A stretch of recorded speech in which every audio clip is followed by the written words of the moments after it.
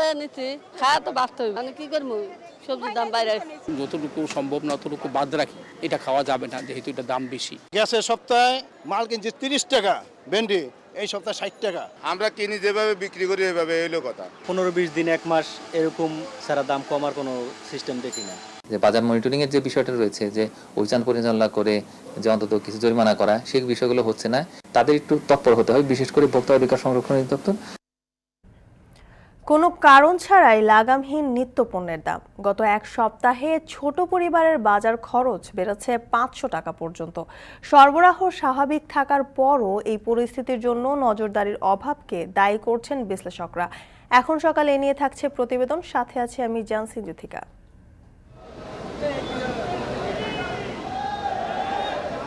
This time selection was, I thought, pretty good. We had a lot of good discussion leading up to, as well as after the series as well.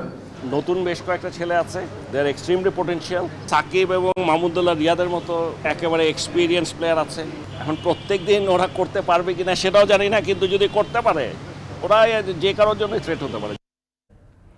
টি-20 বিশ্বকাপ খেলতে ঢাকা ছাড়ল জাতীয় cricket দল। প্রস্তুতি সন্তোষজনক বললেন coach হাতুড়ি সিংহে। তরুণ ক্রিকেটারদের ওপর আস্থা বিসিবি সভাপতির। এখন সকালে এ নিয়েও থাকছে বিস্তারিত। শুরুতেই নিত্যপণ্যের বাজার খবর।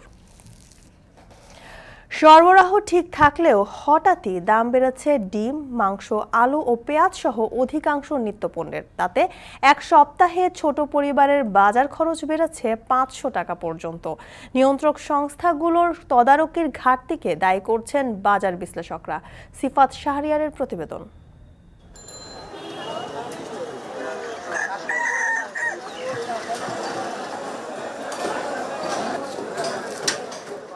বাজারে মাছ, মাংস, ডাল, ডিম, মশলা কিংবা সবজি সব পাবেন ভরপুর, শুধু মন ভরে কেনা হবে না।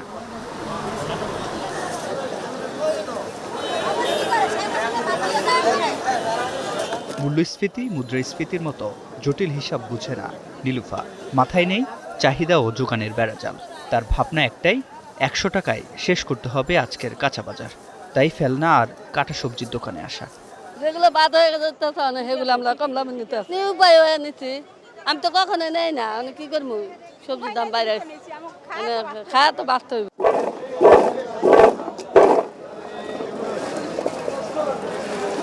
যেন প্রতিযোগিতায় নেমেছে নিত্যপণ্য। সমান্তরালে বাড়ছে মূল্যসূচক। আড়ত থেকে খুচরা বাজার, সব জায়গায় রয়েছে পেঁয়াজ। তার মধ্যে 5 মাস পর আমদানি করা হয়েছে ভারত থেকে। আর আলুর তো আমদানিরও প্রয়োজন নেই, চাহিদার চেয়ে উৎপাদন রয়েছে বেশি। কৃষি সম্প্রসারণ অধিদপ্তরের তথ্য বলছে, চলতি অর্থ বছরে আলু উৎপাদন হয়েছে প্রায় 1,09,63,000 টন। তাতেও কমছে না দাম। এই আলু গত সপ্তাহে ছিল আপনার 40 টাকা কেজি, পরের সপ্তাহে 45, এই সপ্তাহে বেচতেছি 50 টাকা কেজি। দিন গেলে আলুর দামটা বাড়তেছে। সবকিছু মোটামুটি 10-20 টাকাই বাড়ছে। অসময়ে লাগাম ছাড়া প্রোটিনও। সব ধরনের মুরগির মাংসের দাম বাড়ছে ক্রমান্বয়ে। ডিমের ডজন তো বড় কদমে 150 ছাড়ালো। সপ্তাহখানেক আগেও যেটি 20 টাকা কমে পাওয়া যেত। আমার ফুচকাতে দেওয়া লাগে তো আমার ডিম কিনতে হইব, খরচ বাড়লো মনে করেন আমার কিনতে হইব, আমি তার কমাইতে পারুম না। এখন 1110 টাকা সব কিনা। সাদা লেয়ারটা কিনছি 290, আর ওই যে লাল ককটা বেচতেছে ওইটা হলো 330। আমরা কিনি যেভাবে বিক্রি করি এভাবে হইলো কথা। বেশিরভাগ সবজি মশলার দামও লাগাম ছাড়া। সমতা নেই উৎপাদন খরচ ও বিক্রি মূল্যে। কৃষি বিপণন অধিদপ্তরের তথ্য বলছে, দৈনিক বাজার তালিকার অর্ধেকের বেশি পণ্যের দাম বেড়েছে শেষ 10 দিনে। তাতে ছোট পরিবারের এক সপ্তাহের বাজার খরচ বেড়েছে 400 থেকে 500 টাকা। গ্যাসের সপ্তাহে মাল কিনছি 30 টাকা, ভেন্ডি এই সপ্তাহে 60 টাকা। অনেক সময় দেখা যাচ্ছে টিভিতে দেখা ফেলাই দিচ্ছে, কিন্তু ঢাকা আসলে দেখা যাচ্ছে 70 টাকা 60 টাকা কেজি। আমরা দাম কিনছি বেশি দামে, আমরা কি কম দামে বেচতে পারবো? 15-20 দিন 1 মাস এরকম সারা দাম কমার কোনো সিস্টেম দেখি না। যা পারি তাই কিনি, যা আমাদের তৌফিকে কুলায় তাই কিনি। আর যতটুকু সম্ভব না ততটুকু বাদ রাখি, এটা খাওয়া যাবে না যেহেতু এটা দাম বেশি। পণ্যের দাম বৃদ্ধি পেলে প্রতিবারই ব্যবসায়ীরা পণ্য সরবরাহের ঘাটতিকে দায়ী করেন। তবে এবার সেই সুযোগও নেই। রাজধানীর বড় বাজারগুলো থেকে এই অলিগলির ভ্রাম্যমাণ দোকানগুলোতেও পণ্য সরবরাহ ঠিক রয়েছে। তারপরেও কেন বাড়ছে দাম, বিশ্লেষকরা কি বলছেন? যে বাজার মনিটরিংয়ের যে বিষয়টা রয়েছে, যে অভিযান পরিচালনা করে যে অন্তত কিছু জরিমানা করা, সেই বিষয়গুলো হচ্ছে না। যে নিয়ন্ত্রণ সংস্থা, প্রশাসন, তাদের একটু তৎপর হতে হবে, বিশেষ করে ভোক্তা অধিকার সংরক্ষণ অধিদপ্তর, বাণিজ্য মন্ত্রণালয়, মোবাইল কোর্ট, তাদেরকে আসলে এই বড় ব্যবসায়ীদের সঙ্গে একটু আলোচনা করতে হবে। প্রয়োজনে যে গুদাম, সেখানে গিয়ে একটু চেক করতে হবে যে অতিরিক্ত কোনো কিছু তারা মজুত করেছে কিনা। কৃষি বিপণন অধিদপ্তরের তথ্য বলছে 2021, 22 ও 23 সালের এই সময়ের চেয়ে 2024-এ সবজির দাম বেড়েছে সবচেয়ে বেশি। সিফাত শাহরিয়ার, এখন, ঢাকা। বগুড়ার হাট বাজারে বেড়েছে সবজির সরবরাহ, দামও নাগালের মধ্যে এসেছে পাইকারি বাজারে। তবে এর কোনো প্রভাব পড়েনি খুচরা বাজারে। কেজি প্রতি 10 থেকে 12 টাকা বেশিতে কিনতে হচ্ছে ভোক্তাদের। কেন এত দাম বাড়ছে এর কোনো সঠিক জবাব না থাকলেও পাইকারি ও খুচরা বিক্রেতাদের অভিযোগ, পরিবহন, খাজনা এবং হাত বদলের দাম বাড়ছে ভোক্তা পর্যায়ে। মাজেদুর রহমানের প্রতিবেদন, ক্যামেরায় ছিলেন রবিউল ইসলাম। লাহারিপাড়া গ্রামের কৃষক শরীফুল ইসলাম 1 বিঘা জমিতে বেগুনের আবাদ করেছেন। 7 থেকে 8 মাসে এই জমিতে বেগুনের চাষ খরচ হয়েছে 1.5 লাখ টাকা। গড়ে 30 টাকা কেজিতে 5 লাখ টাকা বেগুন বিক্রি করেছেন। এবার বেগুন চাষে তার ভালোই লাভ হয়েছে। 1 বিঘা জমিতে 1 থেকে 1.5 লক্ষ টাকা খরচা হয়, বিক্রি হয় 4 থেকে 5 লক্ষ টাকা। খরার কারণে একটু লাভ কম হচ্ছে, যেহেতু বাজারও কম আর ফসলের আপনার জোয়ার কম। এখন একটু বৃষ্টি বাদল হচ্ছে, একটু জোয়ার ভালো আছে। মঙ্গলবার সকালে মহাস্থান সবজির বাজার। পটল, করলা, ঝিঙ্গা, ঢেঁড়স, লাউ বিক্রি হচ্ছে 20 থেকে 25 টাকা কেজি দরে, আর বেগুন 40 থেকে 45 টাকা কেজিতে। মহাস্থান হাটে করলে নিয়ে আসলাম 22.5 টাকা কেজি, বেচে লাভ হয়েছে। ঝিঙ্গি আনছিলাম, দাম খুবই কম, গত হাট থেকে তুলনায় 200-300 টাকা মনে কম। করলা কিনলাম 25 টাকা, ভেন্ডি 25 টাকা, ঝিঙ্গা হলো 25 টাকা। কপালে ভালো হলে কেজিকে 5 টাকা 60 টাকা এরকম দরে বেশি বিক্রি হয়। বাজারে বর্তমানে আগের তুলনায় মালের আমদানিটা কম, এই জন্য মালের দরটা আগের চাইতে অনেকটা বেশি বেড়ে গেছে। মহাস্থান সবজি পাইকারি বাজার থেকে বগুড়া শহরের কলোনি এই বাজারের দূরত্ব মাত্র 14 কিলোমিটার। আর এই 14 কিলোমিটারে প্রতি কেজি সবজির দাম বেড়েছে 10 থেকে 12 টাকা করে। শহরের কলোনি বাজারে সব সবজি মহাস্থান পাইকারি হাট থেকে কেনা। পাইকারি কেনা দামের চেয়ে এ বাজারে প্রতিটি সবজির দাম বেড়েছে লাফিয়ে। দাম বাড়ার কারণ হিসাবে নিজেদের লাভসহ খরচের কথা জানান ব্যবসায়ীরা। 6-7 টাকা গাড়ি ভাড়া খরচ টরচ পরে, খাজনা আছে, গাড়ি ভাড়া আছে, ভ্যান ভাড়া আছে, দোকান ভাড়া আছে, এগুলো কোথায় দিয়ে দেবো? করলা বিক্রি হচ্ছে আপনি 30 টাকা, কাঁচামরিচ বিক্রি হচ্ছে আপনি 100 টাকা। আমদানি কম, এই জন্য দাম বেড়ে গেছে। মহাস্থান পাইকারি বাজারের 40 টাকা কেজি দরের বেগুন ঢাকায় কেন 80 টাকা কেজিতে বিক্রি হচ্ছে, এর কারণ জানালেন এই পাইকারি সবজি ব্যবসায়ী। এখন আমদানি কম হওয়ার কারণে দাম বাইরে গেছে এখানে 40 টাকা হয়েছে। আর এখান থেকে আবার কিনা নিয়ে আমাকে খরচ আছে, আড়ত খরচ আছে, নিজের খরচ আছে, লেবার খরচ আছে, তারপরে গাড়ি ভাড়া বেশি। এই কারণে মনে করেন 4-5টা হাত বদল হয়ে গিয়া দেখা গেছে ওইখানে 80 টাকা কেজি হয়। বাজার ব্যবস্থার দুর্বলতার কথা স্বীকার করে এই কৃষি কর্মকর্তা বলেন, রাজধানীর বড় বাজারের সাথে পাইকারি সবজির দাম সমন্বয় রাখতে কৃষি বিপণন এবং কৃষি বিভাগের যৌথভাবে কাজ করছে। অচিরে এর সুফল ভোক্তারা পাবেন। একটা সুন্দর একটা বাজার ব্যবস্থা আমরা গড়ে তুলব, আমরা কিন্তু সেই প্রচেষ্টা আমরা চালিয়ে যাচ্ছি। আমরা কৃষকদেরকে সংগঠিত করে বড় যে বাজারগুলো, সেই বাজারগুলোতে তারা যেন ঢুকতে পারে, প্রবেশ করতে পারে এবং সরাসরি সেখানে তারা ভালো দামে এটি বিক্রি করতে পারে। এইরকম বিভিন্ন কার্যক্রম কিন্তু আমরা এই উভয় দপ্তর মিলে আমরা বিভিন্ন প্রকল্পের সহায়তায় বাস্তবায়ন করতে যাচ্ছি। বগুড়ায় এবার 12,000 হেক্টর জমিতে বিভিন্ন জাতের সবজির চাষ হয়েছে। জেলার প্রয়োজন মিটিয়ে উদ্বৃত্ত সবজি অন্য জেলায় সরবরাহ হচ্ছে। মাজেদুর রহমান, এখন, বগুড়া। এদিকে সিলেট ও সুনামগঞ্জে বেড়েছে সবজি ও মাছের দাম। এ নিয়ে আরও জানাতে সিলেটের সোভানি ঘাট থেকে রাকিবুল রাফি ও সুনামগঞ্জের ওয়েজখালী থেকে যুক্ত হয়েছেন সহকর্মী লিপসান আহমেদ। প্রথমে রাফির কাছে জানতে চাইব, রাফি, সবজির দাম বাড়ার কারণ কি এবং কোন সবজি ঠিক কত টাকায় বিক্রি হচ্ছে?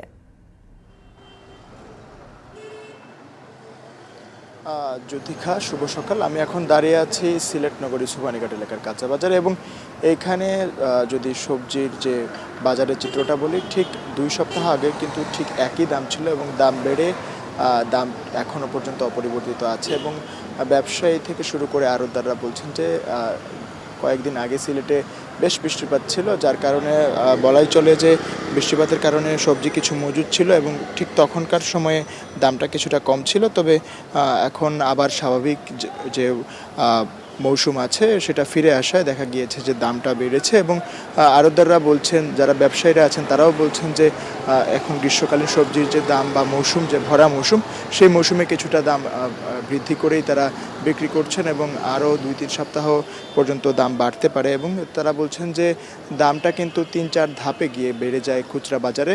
এবং আমরা এখানে ব্যবসায়ীদের সাথে কথা বলে কয়েকটি সবজির দাম সম্পর্কে আমরা জানতে পেরেছি এবং এখানে পুঁইশাক বিক্রি হচ্ছে 25 থেকে 30 টাকা আটি প্রতি, কাঁচা কলা বিক্রি হচ্ছে 40 টাকা হালি এবং চিচিঙ্গা বিক্রি হচ্ছে 40 থেকে 50 টাকা, লাল শাক আটি প্রতি বিক্রি হচ্ছে 10 থেকে 15 টাকায় এবং লেবু পিস প্রতি বিক্রি হচ্ছে 8 থেকে 7 এবং 10 থেকে 11 টাকায় এবং মিষ্টি কুমড়া বিক্রি হচ্ছে 20 থেকে 25 টাকায়, মরিচ বিক্রি হচ্ছে 110 থেকে 115 টাকায়, কাঁচা পেঁপে বিক্রি হচ্ছে 55 থেকে 60 টাকায়, বেগুন বিক্রি হচ্ছে 60 থেকে 65 টাকা এবং গাজর বিক্রি হচ্ছে 50 থেকে 55 টাকা এবং লাউ বিক্রি হচ্ছে 50 থেকে 55 টাকা এবং আলু বিক্রি হচ্ছে 42 থেকে 44 টাকায় এবং শসা পাইকারিতে বিক্রি হচ্ছে 28 থেকে 30 টাকা এবং বাড়তি যেগুলো রয়েছে টমেটো বিক্রি হচ্ছে, 2 ধরনের টমেটো এখানে পাওয়া যাচ্ছে, সেখানে বিক্রি হচ্ছে 42 থেকে 45 টাকা এবং ঝিঙ্গা বিক্রি হচ্ছে 40 থেকে 42 টাকায় এবং করলা বিক্রি হচ্ছে 45 থেকে 50 টাকা এবং ঢেঁড়স যেটা বিক্রি হচ্ছে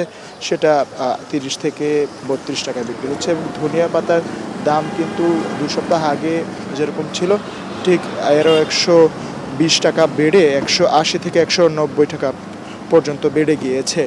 তো এখন পর্যন্ত আমরা যেটা জানতে পেরেছি যে আড়তদাররা যারা আছেন, ব্যবসায়ীরা যারা আছেন, তারা বলছেন যে যেখান থেকে সবজিগুলো আসে পরিবহনের ভাড়াও কিছুটা বৃদ্ধি ছিল এবং শাকসবজি মজুদ না থাকায় সরবরাহ কমে গিয়েছিল, যার কারণে তারা খুচরা পর্যায়ে কিন্তু বাড়িয়ে বিক্রি করতে হয়েছে এবং ক্রেতারা অসন্তুষ্টি জানিয়েছেন খুচরা পর্যায়ে যে বাড়ায়। তো এই ছিল আমার কাছে সুবানীঘাট এলাকার থেকে সর্বশেষ।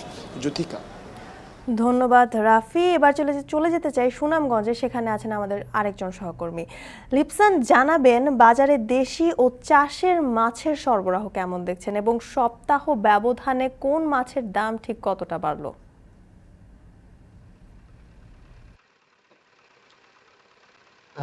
জ্যোতিকা, শুরুতে যদি বলি, যেহেতু হাওড়া জেলা সুনামগঞ্জ, এখানকার যে মাছ সেটা কিন্তু আসলে যেহেতু হাওড়া এলাকা হয়, কিন্তু এখানকার যে দেশীয় প্রজাতির মাছের চাহিদা কিন্তু এখানকার মানুষের একটু বেশি। আমরা যদি বিশেষ করে বলি যে গত 1 মাস ধরে কিন্তু সুনামগঞ্জের যে মাছের বাজারগুলো রয়েছে, সেই মাছের বাজারে কিন্তু আসলে দেশীয় প্রজাতির যে মাছ সেটা কিন্তু আসলে সংকট দেখা দিয়েছে। ফলে কিন্তু এখানকার যে মানুষরা কিছুটা হতাশ, কারণ তারা গত 1 মাস যাবত কিন্তু বাজারগুলোতে আসলে দেশীয় মাছের দেখা পাচ্ছে না। বিশেষ করে যদি আমরা চাষের মাছের কথা বলি, সেটা কিন্তু আসলে কিছুটা সংকট দেখা দিয়েছে, যার ফলে কিন্তু এখানকার যে ব্যবসায়ীরা কিংবা আড়তদাররা রয়েছেন, তারা কিন্তু বিভিন্ন জেলা থেকে কিন্তু আসলে চাষের মাছ গাড়ি করে কিন্তু আসলে এই বাজারগুলিতে নিয়ে আসছেন। আমরা বিশেষ করে যদি আজকে বাজার দর সম্পর্কে বলি, আমরা কিন্তু আজকে সুনামগঞ্জ পৌর শহরে কিচেন মার্কেট ওয়াইজকালের এই বাজারগুলো আসলে ঘুরে দেখেছি। আমরা দেখেছি গত 1 সপ্তাহের ব্যবধানে কিন্তু চাষের যে মাছগুলো রয়েছে, প্রতিটি মাছই কিন্তু কেজি প্রতি 10 থেকে 20 টাকা বেড়েছে।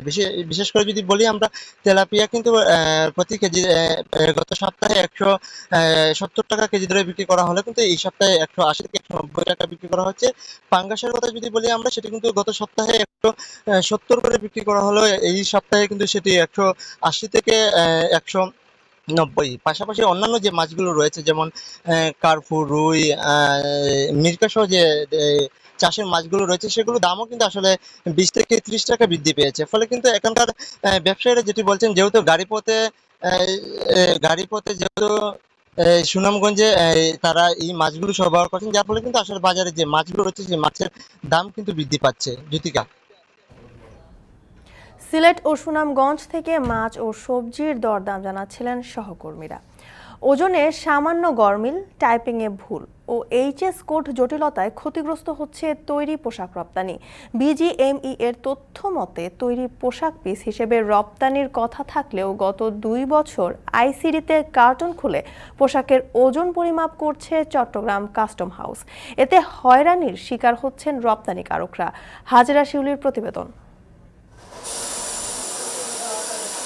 40 বছরে একটু একটু করে এগিয়ে দেশের শীর্ষ রপ্তানি খাতে পরিণত হয়েছে তৈরি পোশাক, যেখান থেকে বছরে রপ্তানি আয় $47 বিলিয়ন। তবে এই খাতে শুল্ক সংক্রান্ত জটিলতা বেড়েই চলছে বলে অভিযোগ রপ্তানিকারকদের। বৈশ্বিক মন্দায় অর্ডার ও মূল্য হ্রাসের চ্যালেঞ্জের সাথে যোগ হয়েছে কাস্টমস হাউসের হয়রানি।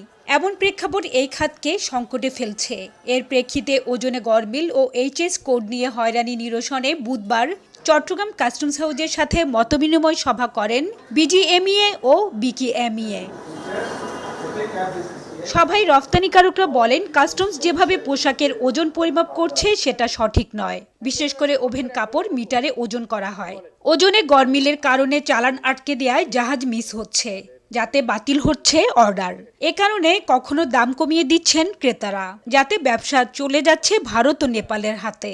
ওয়েটের ব্যাপারটাকে যদি আপনি একটা সরাসরি নির্দেশনা দেন যে ওয়েট ভেরিয়েশন, ওয়েট নিয়ে কথাবার্তা বলে এক্সপোর্টাররা খুব কষ্ট পাচ্ছে এবং পদে পদে হ্যারাস হচ্ছে, এক্সপোর্ট বাধাগ্রস্ত হচ্ছে।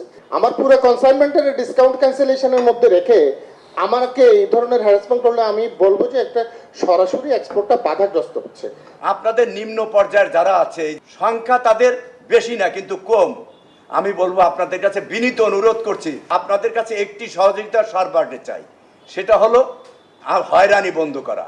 আপনারা ভালো অফিসার। ইন্ডিয়া, নেপাল টেপাল ওরা কিন্তু আমাদের ব্যবসাটা গ্রিপ করে ফেলতেছে। ওখানকার যারা সরকারি কর্মকর্তা অথবা যারা আছে তারা এটার জন্য উঠে পড়ে লেগেছে কিভাবে এই গার্মেন্টসটা নিয়ে যাওয়া যায়। আমাদের বায়ারও বিরক্ত, ওরা সব জানে এখানে কি হয়, কাস্টমসে কি অসুবিধা, বন্ডে কি অসুবিধা, সব ওরাও জানে। সভায় অতীতে এই খাত কখনো এত হয়রানির শিকার হয়নি বলে অভিযোগ করেন রপ্তানিকারকরা। বলেন, শিপ মিস হওয়ার দুর্বলতার সুযোগ নিয়ে চালান আটকে ফায়দা লুটছে কাস্টমসের অনেক কর্মকর্তা। তারা আরো বলেন, শার্ট প্যান্ট ওজনে নয় বরং পিস হিসেবে বিক্রি ও মূল্য নির্ধারণ করা হয়। এভাবে যদি আমার ওয়েটটা যদি আমরা ঠিকমতো করতে না পারি, ওটা যদি আপনি আপনার প্রতিষ্ঠানে যদি এস্টাবলিশ করতে না পারেন, আপনি শুধু ব্যবসায়ীদেরকে আমি মনে করি তাহলে এটা হয়রানি পর্যায়ে পড়ছে। আমরা সবসময় কেন আপনার কাছে যাব? আমরা তো ব্যবসা করছি ভাই, আমরা তো একটা টাইম বাউন্ড ইন্ডাস্ট্রি, একটা টাইমের মধ্যে আমাদের এক্সপোর্ট করতে হবে, আমাদের একটা কাট আপ টাইম আছে, আমাদের সবকিছু আমরা যদি অন টাইমে দিতে না পারি আমার এয়ার শিপমেন্ট হয়। যদিও সার্বিকভাবে রফতানিকে অগ্রাধিকার দেওয়ার কথা বলছেন কাস্টমস কমিশনার, অর্থ পাচার রোধে ওজনে কড়াকড়ি করা হয়েছে বলেও জানান তিনি। আমি ডিক্লেয়ার করলাম আমি 10 টন এক্সপোর্ট করছি, কিন্তু অ্যাকচুয়ালি পাওয়া গেল হয়তো 60 টন, তাহলে কিন্তু এই 2 টন কিন্তু আমার বিল অফ এন্ট্রি থেকে বের হয়ে গেল। তার মানে হচ্ছে আমি এই 2 টনকে নিয়ে অ্যাবিউজ করার একটা স্কোপ আমার থাকে। ওজনের বিষয়টা নিয়ে আমাদের লোকজন বোধহয় একটু সিরিয়াস হয়েছে, তাদেরকেও বিভিন্ন সময় জবাবদিহির মুখোমুখি হতে হয়, সো তাদেরকেও তো ওয়েটটাকে জাস্টিফাই করতে হয়। কোনো প্রকার ভোগান্তি ছাড়া যেন সবাই রফতানি করতে পারেন সেজন্য সভায় একটি নীতিমালা প্রণয়নের আহ্বান জানানো হয়। এক্ষেত্রে যারা বন্ডের অপব্যবহার করছে তাদের বিরুদ্ধে ব্যবস্থা নেওয়ার কথা বলেন রফতানিকারকরা। কেজি মালটা 34 সেন্ট উনি আটকাইছেন, এই মালটাও কিন্তু আইদার ক্যান্সেল হবে অথবা এই মালটা যাবে না। হাজেরা শিউলি, এখন চট্টগ্রাম। তীব্র তাপপ্রবাহে গবাদি পশু নিয়ে বিপাকে পড়েছে গোচারণ ভূমি খ্যাত সিরাজগঞ্জের শাহজাদপুরের খামারিরা। গরমে গবাদি পশু আক্রান্ত হচ্ছে নানা রোগে। এতে দুধের উৎপাদন কমেছে 20 থেকে 30%। প্রতিদিন অন্তত অর্ধ কোটি টাকার ক্ষতি হচ্ছে বলে জানান খামারিরা। সিরাজগঞ্জ থেকে ইমরান শেখের ক্যামেরায় রিফাত রহমানের প্রতিবেদন। 1973 সালে সিরাজগঞ্জের শাহজাদপুরে সমবায় ভিত্তিক রাষ্ট্রায়ত্ত প্রতিষ্ঠান মিলভিটার দুগ্ধ প্রক্রিয়াজাতকরণ কারখানা প্রতিষ্ঠিত হয়। এরপর থেকেই শাহজাদপুর সহ পাবনার বেড়া ও সাথিয়া অঞ্চলে গড়ে ওঠে শত শত দুগ্ধ খামার। এইসব খামার থেকে প্রতিদিন গড়ে উৎপাদন হয় 5 থেকে 6 লাখ লিটার দুধ।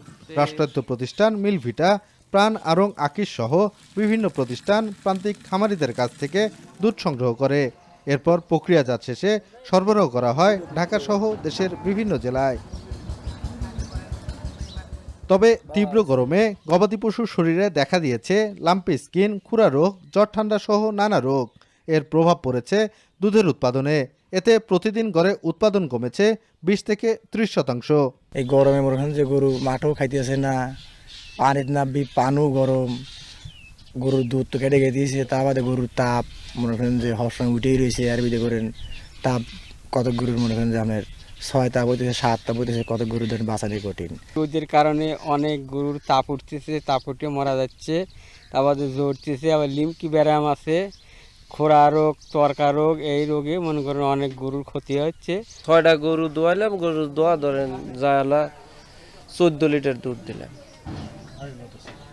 আগে এই গরু দোয়ালয় এই ধরেন বিকেলে 25, 26, 27। খামারিরা বলছেন খরপুষি সহ প্যাকেটজাত গোখাদ্যের দাম বাড়লেও বাড়েনি দুধের দাম। বর্তমানে প্রতি লিটার দুধ সর্বোচ্চ 50 টাকায় বিক্রি করে তারা। আর দুধের উৎপাদন কমে আসায় প্রতিদিন অন্তত 50 লাখ টাকার ক্ষতি হচ্ছে বলে জানান তারা। ওই গরু প্রতি 3-4 লিটার কমে গেছে। আপনার দেখা যায় যে 20%, 30%-এর মতো দুধের ইয়াটা কমে গেছে। তাপ বাড়িয়ে উঠতেছে। কিছু কিছু গরু দেখা যায় অনেক সময় স্টকই করে হেলায়। আমরা অনেক সময় যদি গরুকে স্যালাইন খাই তাহলে সেক্ষেত্রে গরু কিছুটা সময় ভালো থাকে। ঘাস মাস ঠিক মতো খায় না গরমের ধরুন, তাতে আমার দুধ ভাত কমে যেতেছে। আরও খোলবুসের দাম বেশি, যার জন্য গরু পালা আমার আরও কঠিন হয়ে যেতেছে। দুধের দাম নাই কি। প্রাণী সম্পদ বিভাগ বলছে রোগ নিয়ন্ত্রণের পাশাপাশি খামারিদের ক্ষতি থেকে রক্ষায় নানা পরামর্শ দেয়া হচ্ছে। কিভাবে আমরা তাপদাহটা নিয়ন্ত্রণ করতে পারি, বিশেষ করে দিনে 2 বার করে যেন গোসল করানো হয় এবং গরুগুলি যেন ছায়াযুক্ত স্থানে রাখা হয় এবং গরুগুলিকে যেন স্যালাইন খাওয়ানো হয় যাতে তার ডিহাইড্রেশনটা না হয়। এই বিষয়ে আমরা পরামর্শ দিচ্ছি, উঠান বৈঠক করছি এবং লিফলেট বিতরণ করছি। সিরাজগঞ্জের সাদতপুর উপজেলায় ছোট বড় মিলিয়ে প্রায় 10,000 গরুর খামার রয়েছে। আর এই শিল্পের সাথে প্রত্যক্ষ ও পরোক্ষভাবে জড়িত লক্ষাধিক মানুষ। রিফাত রহমান, এখন সিরাজগঞ্জ। এখন সকালে নিচ্ছে একটা বিরতি, ফিরছি একটু পরেই।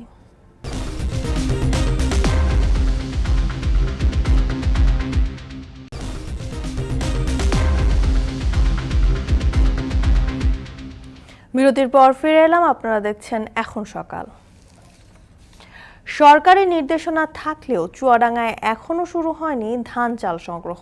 এতে বাধ্য হয়ে খোলা বাজারে ধান বিক্রি করছেন কৃষক। চাষিরা বলছেন খোলা বাজারে প্রতিমণ ধানের দাম পাচ্ছেন 850 থেকে 900 টাকা, যা থেকে উৎপাদন খরচ উঠছে না।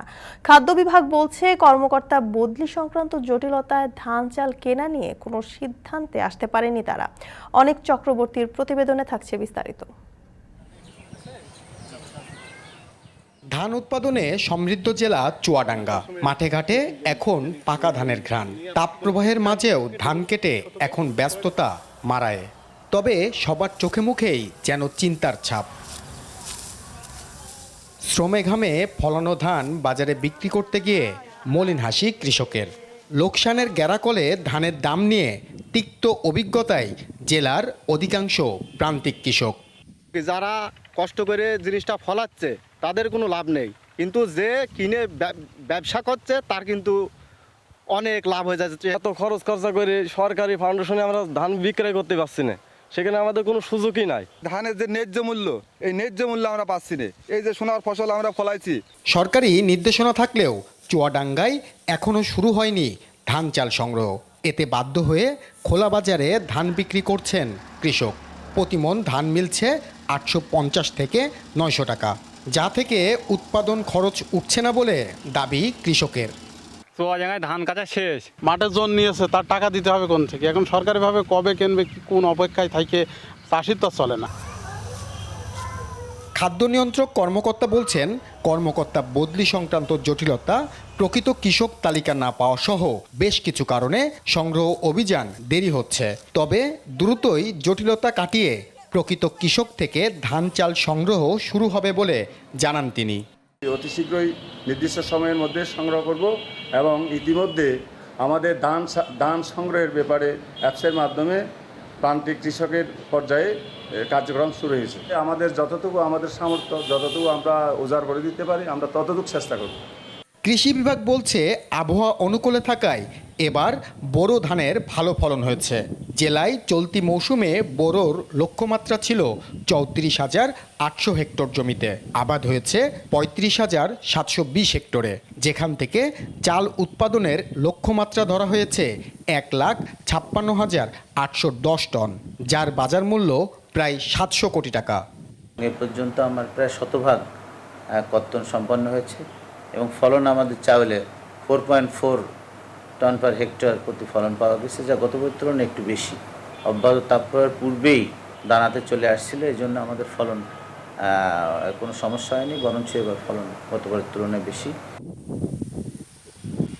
এক বুক স্বপ্ন নিয়ে মাঠে যে ফসল বুনেছিল কৃষক, ধানের ন্যায্য মূল্য না পেয়ে সেই মাঠেই এখন কৃষকের চোখের পানি ঝরছে। তবুও বুক ফাটা আর্তনাদ নিয়ে আবারও মাঠে ফিরে যায় কৃষক, বুনতে থাকে সোনালী ফসল। অনিক চক্রবর্তী, এখন চুয়াডাঙ্গা। দেশের সবচেয়ে বেশি সূর্যমুখীর আবাদ হয় দক্ষিণাঞ্চলের জেলা বরগুনায়। হেক্টর প্রতি সূর্যমুখীর ফলন 1.5 থেকে 2 টনের বেশি। স্থানীয়দের ভোজ্য তেলের চাহিদা মেটানোর পাশাপাশি রয়েছে সূর্যমুখীর বাণিজ্যিক সম্ভাবনা। বরগুনা থেকে জিয়াদ মাহমুদের প্রতিবেদন। দিগন্ত বিস্তৃত সবুজের মাঠে হলুদ রঙের সমারোহ, পাখির চোখে দেখলেও যেন শেষ হয় না মাঠের বিস্তৃতি। বরগুনার গ্রামীণ পথ ধরে এগুতেই চোখে পড়বে অসংখ্য সূর্যমুখী ফুলের বাগান। দেশের সবচেয়ে বেশি সূর্যমুখী ফুলের আবাদ হয় দক্ষিণের জেলা বরগুনায়। উপকূলের মাটি ও আবহাওয়া সূর্যমুখী চাষের উপযোগী, যে কারণে দিন দিন কৃষকরা ঝুঁকছেন এই ফুলের আবাদে। স্বল্প খরচ এবং কম সময়ে ভালো ফলন হওয়ায় লাভবান হচ্ছেন কৃষক। ফলন ভালো হয়েছে, ধরেন মনকে 18 লিটার তেল আসে।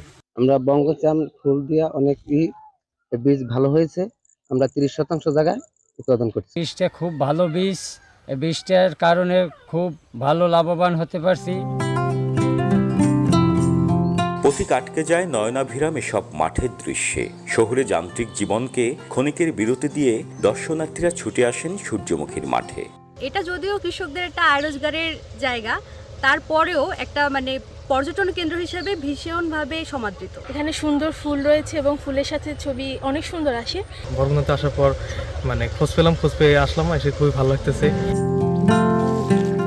কোলেস্টেরল মুক্ত সূর্যমুখীর তেলে প্রচুর প্রাণশক্তি থাকায় দিন দিন বাড়ছে এই তেলের চাহিদা। উচ্চ ফলনশীল কাবেরী চ্যাম্প জাতের বীজ থেকে পাওয়া যায় 45 থেকে 50% সূর্যমুখীর তেল। জেলার 4000 কৃষকের মাঝে এসব বীজ বিতরণ সহ সূর্যমুখী চাষাবাদে উদ্বুদ্ধ করছে এই কৃষি কর্মকর্তা।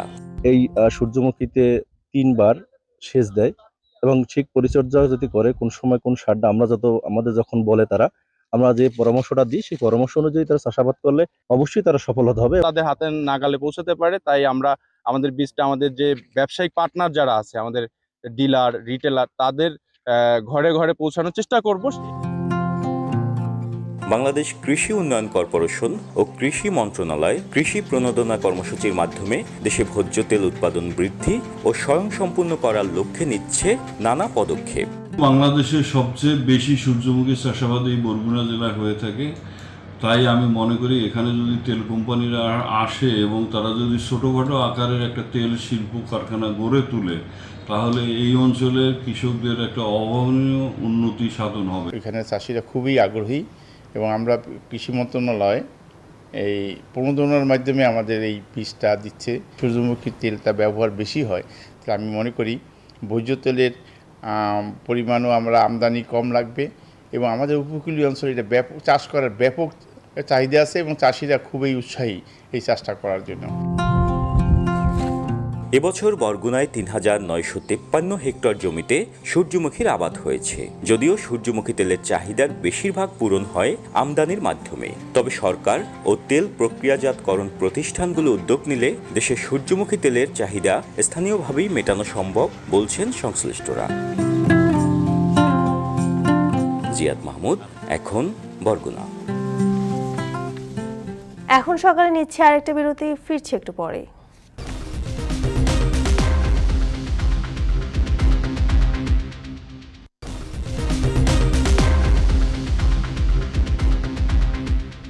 বিরতির পর ফিরে এলাম, আপনারা দেখছেন এখন সকাল। সরকারি বৈঠকে যোগ দিতে যাবার সময় বন্দুক হামলায় আশঙ্কাজনক অবস্থা স্লোভাকিয়ার প্রধানমন্ত্রী রবার্ট ফিকোর। বুধবার দেশটির মধ্যাঞ্চলের নগরীর হ্যান্ডলোভায় কয়েকবার গুলি চালানো হয় ৫৯ বছর বয়সী এই নেতার ওপর। এ সময় ফিকোর মাথায় ও বুকে আঘাত হানে কয়েকটি বুলেট। বন্দুক হামলার পরপরই গুরুতর আহত প্রধানমন্ত্রীকে মানব ঢালের মাধ্যমে গাড়িতে ওঠান নিরাপত্তারক্ষীরা। জীবন মৃত্যুর সন্ধিক্ষণে দেশটির একটি হাসপাতালে চিকিৎসা চলছে তার। এই ঘটনায় সন্দেহভাজন একজনকে আটক করেছে পুলিশ। গেল অক্টোবরে তৃতীয় মেয়াদে স্লোভাকিয়ার ক্ষমতায় বসেন রবার্ট ফিকো। রুশপন্থী হিসেবে পরিচিত তিনি। ইউক্রেনের জন্য স্লোভাকিয়ার সামরিক সহায়তা বন্ধের ঘোষণায় তার বিরুদ্ধে সমালোচনায় মুখর ছিল যুক্তরাষ্ট্র সহ ন্যাটোভুক্ত দেশগুলো। ভারতের প্রধানমন্ত্রী নরেন্দ্র মোদীর মোট সম্পদ ৩ কোটি রুপির বেশি। ঘনিষ্ঠ সহচর অমিত শাহের সম্পদ ৫ বছরে বেড়েছে ১০০%। মমতা বন্দ্যোপাধ্যায় ছাড়া ভারতের সব মুখ্যমন্ত্রী কোটিপতি। ১৮তম লোকসভা নির্বাচনের মাঝে ভারতের প্রথম সারির রাজনীতিকদের সম্পদের বিবরণ রয়েছে নাফি আরমান মননের প্রতিবেদনে।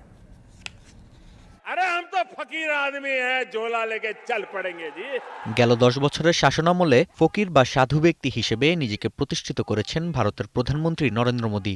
এককালের চা বিক্রেতা হওয়ায় জায়গা করে নিয়েছেন সাধারণ ভারতীয়দের মনে। কিন্তু যদি বলা হয় স্বঘোষিত ফকির প্রধানমন্ত্রীর সম্পদের পরিমাণ ৩ কোটি রুপির বেশি, তাহলে হয়তো অনেকেই বিস্মিত হবেন। আরক্ষণ কা জো হক বাবা সাহেব নে উত্তরপ্রদেশের বারাণসী থেকে নির্বাচনের জন্য মঙ্গলবার মনোনয়নপত্র জমা দিয়েছেন নরেন্দ্র মোদী। নির্বাচন কমিশনে জমা দেয়া হলফনামায় উল্লেখ করা হয়েছে প্রধানমন্ত্রীর মোট সম্পদের পরিমাণ ৩ কোটি ২ লাখ রুপি, যার ৯৪% অর্থই জমা আছে স্টেট ব্যাংক অফ ইন্ডিয়ায়। বাকি সম্পদের মধ্যে আছে ৪টি স্বর্ণের আংটি, সঞ্চয়পত্র ও নগদ অর্থ। ৫ বছরে ভারতের প্রধানমন্ত্রীর সম্পদ বেড়েছে ২০% বেশি। সে সময় গুজরাটের গান্ধীনগরে একটি বাড়ির কথা উল্লেখ করা হলেও এবারের হলফনামায় দেখানো হয়েছে কোনো স্থাবর সম্পত্তির মালিকানা নেই নরেন্দ্র মোদীর কাছে। প্রধানমন্ত্রীর পর আসা যাক তার সহচর অমিত শাহর সম্পত্তির দিকে। ভারতের স্বরাষ্ট্রমন্ত্রী ও তার স্ত্রীর যৌথ সম্পদের পরিমাণ প্রায় ৬৬ কোটি রুপি। ৫ বছরে সম্পদ বেড়েছে ১০০%-এর বেশি। দম্পতির অস্থাবর সম্পদের পরিমাণ প্রায় ৪৩ কোটি রুপি। শুধু আহমেদাবাদেই অমিত শাহের বাড়ি আছে ৫টি। কৃষিজমি ও বাড়িসহ দম্পতির স্থাবর সম্পদের পরিমাণ ২২ কোটি রুপির বেশি। উত্তরপ্রদেশের মুখ্যমন্ত্রী যোগী আদিত্যনাথের সম্পত্তির পরিমাণ ১.৫ কোটি রুপির বেশি। ২০২২ সালের নির্বাচনী হলফনামা অনুযায়ী প্রায় ২ লাখ রুপির ২টি অস্ত্র আছে তার। সম্পত্তির বেশিরভাগ অর্থই ব্যাংকে জমা আদিত্যনাথের, যদিও কোনো স্থাবর সম্পত্তির মালিক নন তিনি। প্রায় ১৫০ বছর পুরনো কংগ্রেসের রাজনৈতিক ব্যাটন এখন রাহুল গান্ধীর হাতে। গান্ধী পরিবার থেকে ৩ জন ছিলেন ভারতের প্রাক্তন প্রধানমন্ত্রী, যার প্রতিফলন দেখা গেছে রাহুল গান্ধীর সম্পদে। নরেন্দ্র মোদীর ৬ গুণ বেশি সম্পদ আছে রাহুল গান্ধীর। প্রায় ২১ কোটি রুপির সম্পদের মধ্যে রয়েছে ৩ একরের ফসলি জমি, ২টি অ্যাপার্টমেন্ট ও উত্তরাধিকার সূত্রে প্রাপ্ত সম্পত্তি। রাহুল গান্ধীর স্থাবর সম্পদের পরিমাণ ১১ কোটি রুপির বেশি। ভারতের রাজনীতি পর্যালোচনাকারী সংস্থা এডিআরের প্রতিবেদন অনুযায়ী দেশটির ৩০ মুখ্যমন্ত্রীর ২৯ জনই কোটিপতি। সবচেয়ে বেশি সম্পদ অন্ধ্রপ্রদেশের মুখ্যমন্ত্রী জগন রেড্ডির ৫১০ কোটি রুপির বেশি। অন্যদিকে একমাত্র মুখ্যমন্ত্রী হিসেবে সর্বনিম্ন ১৫ লাখ রুপির মালিক মমতা বন্দ্যোপাধ্যায়। বিজেপি সরকারের আমলে বিশ্বের ৫ম বৃহৎ অর্থনীতিতে পরিণত হয়েছে ভারত। অথচ এ সময় দেশটিতে ধনী গরিবের বৈষম্য পৌঁছেছে ১০০ বছরের মধ্যে শীর্ষে। বিশ্ব ক্ষুধা সূচকে ভারতের অবস্থান ১২৫ দেশের মধ্যে ১১১তম। প্রতি বছরই দুর্নীতির সূচকে পেছাচ্ছে নয়াদিল্লি। নাফি আরমান মনন, এখন বিশ্ব। গত কয়েক বছরে প্রবাসী আয় এগিয়ে আছে সংযুক্ত আরব আমিরাত। এমনকি চলতি বছরের প্রথম ৪ মাসেও রেমিটেন্স প্রেরণের শীর্ষে রয়েছেন দেশটির প্রবাসী বাংলাদেশিরা। প্রবাসীরা বলছেন বৈধ পথে লেনদেনে সচেতনতা বেড়েছে।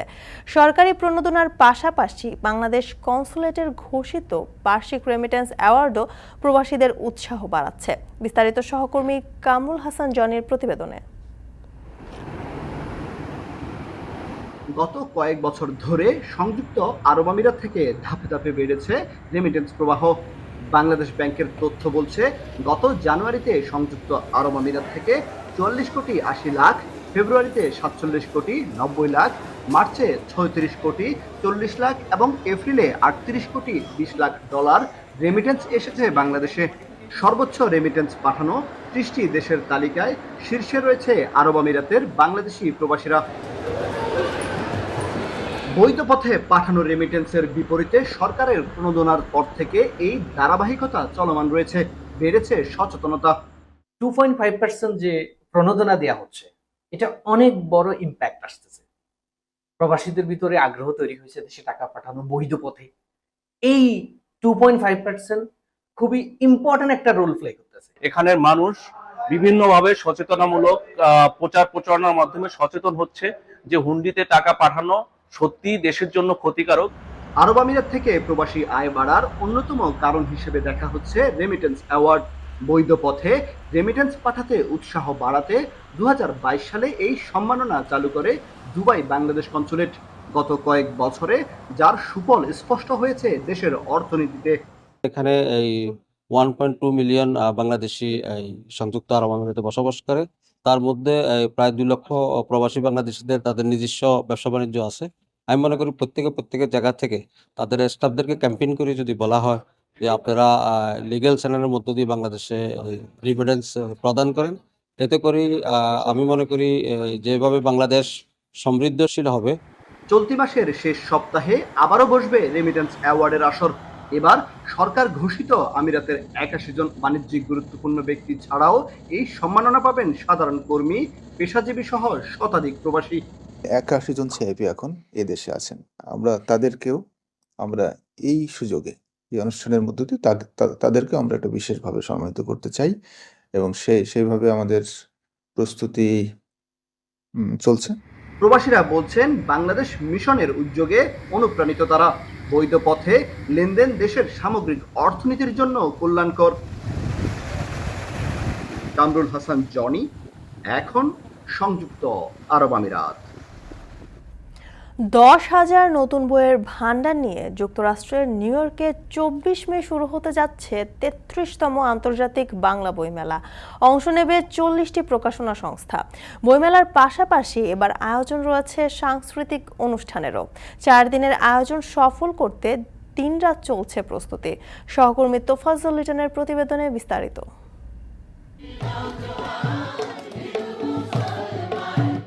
গ্রাম বাংলার ঐতিহ্যবাহী গানে এভাবেই মুখর যুক্তরাষ্ট্রের নিউ ইয়র্ক সিটির জ্যাকসন হাইটস।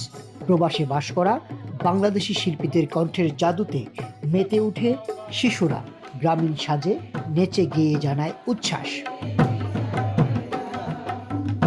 24 মে শুরু হতে যাওয়া 33তম নিউ ইয়র্ক আন্তর্জাতিক বাংলা বইমেলার প্রস্তুতি সভা ছিল এমন আয়োজন।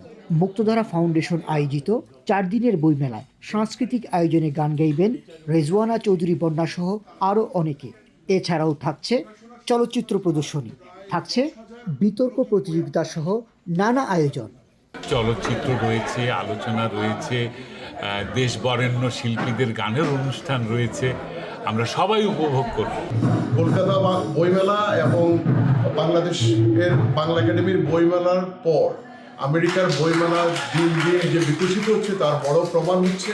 এই মেলাকে ঘিরে লেখকরা তাদের বই প্রকাশ করছে, তাদের বিভিন্ন কোরপত্র প্রকাশিত হচ্ছে নিউ ইয়র্কের বিভিন্ন পত্রপত্রিকায়।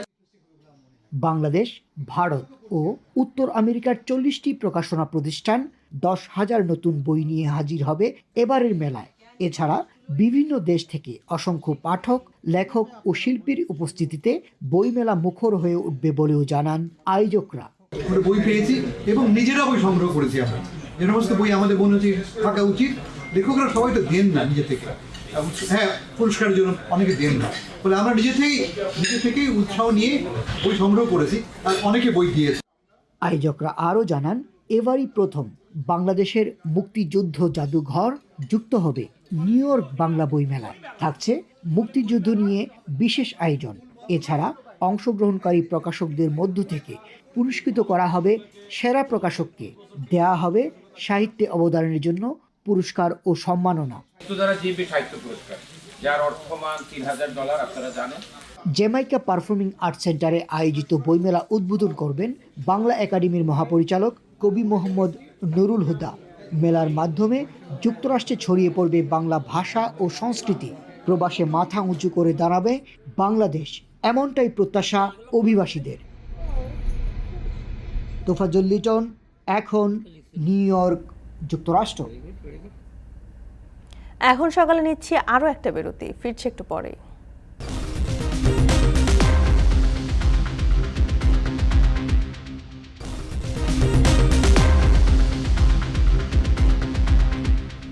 বিরতির পর ফিরে এলাম, আপনারা দেখছেন এখন সকাল। টি-20 বিশ্বকাপে অংশ নিতে যুক্তরাষ্ট্রের উদ্দেশ্যে উড়াল দিয়েছে বাংলাদেশ ক্রিকেট দল। রাত 1:40 ফ্লাইটে ঢাকা ছেড়েছেন ক্রিকেটাররা। নাজমুল হোসেন শান্তর নেতৃত্বে রিজার্ভ বেঞ্চের 2 ক্রিকেটার সহ মোট 17 জন ক্রিকেটারের সবাই একসঙ্গে ঢাকা ছেড়েছেন। দলের সঙ্গে ছিলেন ইনজুর্ড তাসকিন আহমেদও। সাকিব মাহমুদুল্লাহদের পাশাপাশি ছিলেন কোচিং স্টাফ ও টিম অফিসিয়ালরাও। বিমানবন্দরে তাদেরকে শুভকামনা জানান সমর্থকরা। বাংলাদেশ দলের গন্তব্য টেক্সাসের হিউস্টন। সেখানে স্বাগতিকদের বিপক্ষে 3টি টি-20 ম্যাচ খেলবে শান্ত বাহিনী। এরপর প্রস্তুতি ম্যাচ খেলবে ভারতের বিপক্ষে। 8 জুন ডালাসে শ্রীলঙ্কার বিপক্ষে ম্যাচের মাধ্যমে শুরু হবে টাইগারদের বিশ্বকাপ যাত্রা।